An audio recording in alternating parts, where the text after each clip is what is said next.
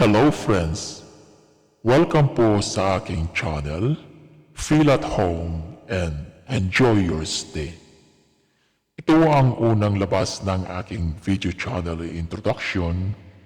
Itong channel na ito ay dedicated para sa ating mga audio lovers, audio hobbies, DIYers at saka audio starters. Sinimulan ko ang channel para maibahagi ang aking kaalaman sa larangan ng audio bilang isang audio hobbyist, DIYers, maker at real player sa personal setup, high-end audio setup, mobile setup, at isa ring designer at sana marami tayong matutunan sa larangan ng audio. Marami din akong matutunan mula sa inyo sa iyong mga individual experience. At gaya ng sinabi ko, itong channel na ito ay para sa ating mga audio lovers, audio hobbyists, DIYers, at saka yung mga audio starters. Ito ay in-depth audio knowledge, audio build, audio testing, builder ng audio gadgets. Kasama na din yung audio reliability para magkaroon tayo ng audio nirvana. Ang channel na ito ay i-discuss ang mga basic at fundamental about audio, circuit know-how, interconnections, integrations, tweaking and improvements, and a lots of fun. Yung fun na yan kung ano-ano na lang yan, basta fun about audio.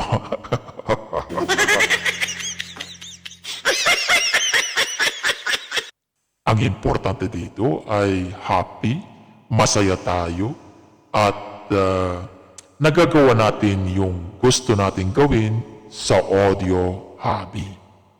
Ang mga fundamental knowledge na kailangan natin para tayo ay maging masaya sa ating hobby, dapat malaman natin ang audio electrical signals, audio sine waves, yung audio electrical measurement unit gaya ng peak o kaya peak-to-peak, average, RMS, watts, bars, at yung iba pang mga units na ginagamit sa audio. Kasama na din ang audio test signals gaya ng sine wave at saka square wave. Isama din natin ang audio build dahil gusto natin gumawa ng sarili nating audio amplifiers o kaya tune controls o kaya equalizers. Of course, pag tayo ay gagawa ng DIY nating build, kailangan natin matuto kung paano natin i-test, kaya nandyan ang audio testing.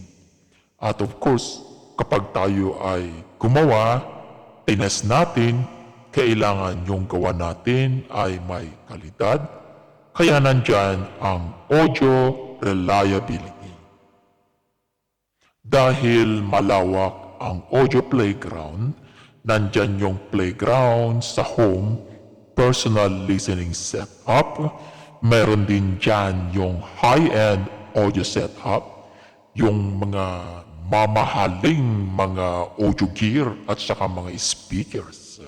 Ako, kukunti lang meron yan. Pero marami yung mobile o kaya yung public address setup at mayroon din yung home chatter setup.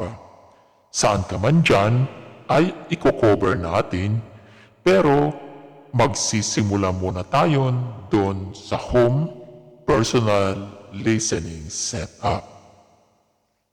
Iyong processing naman sa audio, siguradong alam natin ang analog process, alam din natin ang digital process. Pero kapag pinagsama ito, gaya ng hybrid, analog, and digital, kaya pa kaya natin? Malalaman natin yan kung tayo ay gagawa ng ating sariling project sa DIY audio. Dito sa channel natin ay may credibility o kalidad na kayang ipaliwanag ang audio theory at real-world performance. Yung theory ba ay na-apply talaga sa real world? At subukan natin ipakita sa pamamagitan ng demonstration at mga actual test. Kaya expect na marami tayong fun, adventure, at yung tinatawag na audio nirvana in the real world.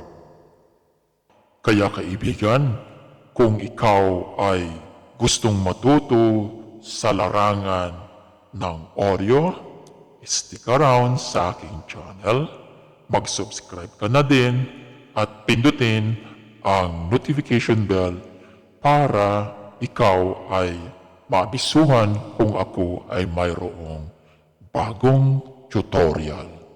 Salamat sa iyong suporta, salamat sa panonood, at salamat sa iyong patnubay. Mamamaalam muna ako sa iyo kaibigan. See you in the next video. Stay safe and have a nice day.